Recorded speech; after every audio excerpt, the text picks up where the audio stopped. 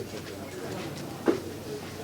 Cinema அப்படின்னாலே AVM வாங்கிங்க, இது ரெண்டும் தான் ஆரம்ப காலத்துலேருந்து பெரிய லெவலில். திரு மெய்யப்பட்டிக்கார் அவர்கள் ஆரக்குடியிலிருந்து சென்னை வந்து கோடம்பாக்கத்தை தேர்ந்தெடுத்து ஏவிஎம் என்ற நிறுவனத்தை ஆரம்பித்து உலகம் பூராவும் தெரியக்கூடிய அளவுக்கு இந்த ஏவிஎம் நிறுவனம் அதை கட்டி காத்த பெருமை திரு சரவணன் சார் அவர்களுக்கு தான் சார். அந்த நிறுவனத்தை அவ்வளவு சிறப்பாக நடத்தி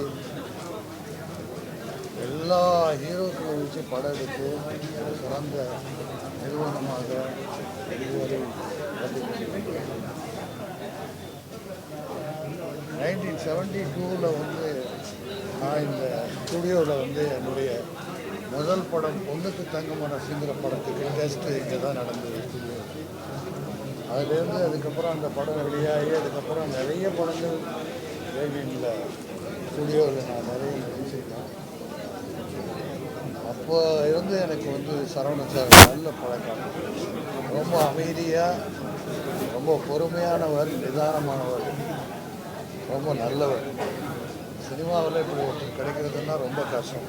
அதுவும் ஒரு தயாரிப்பாளர், பெரிய அமைதியாக இருப்பார், நல்லா நகைச்சுவாக பேசுவார். என்னை சந்திக்கும் போதெல்லாம் என்னை ஒரு 10 நிமிஷம் சிரிக்க வைப்பார். இந்த நிறுவனத்தில் நானும் சக்தி வீர் என்ற படத்தில் டைரக்டர் ரவிக்குமார் அவங்க படத்தில் தான் முதல் முறையாக ஏவிஎம் படத்தில் நான் நடித்தேன். நிறைய ஷூட்டிங் நடந்திருக்கு, ஆனால் இருந்தாலும் நடித்தேன். அவரோடு பழகுகிற வாய்ப்பு கிடைச்சிது. நல்ல மனிதர், நல்ல குடும்பம்.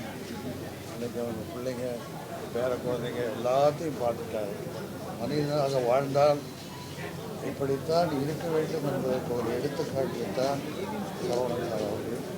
அவருடைய ஆன்மா சாந்தி அடையவும் அவர் குடும்பத்தாருக்கும் என்னுடைய ஆழ்ந்த இரங்கலை தெரிவித்து நன்றி.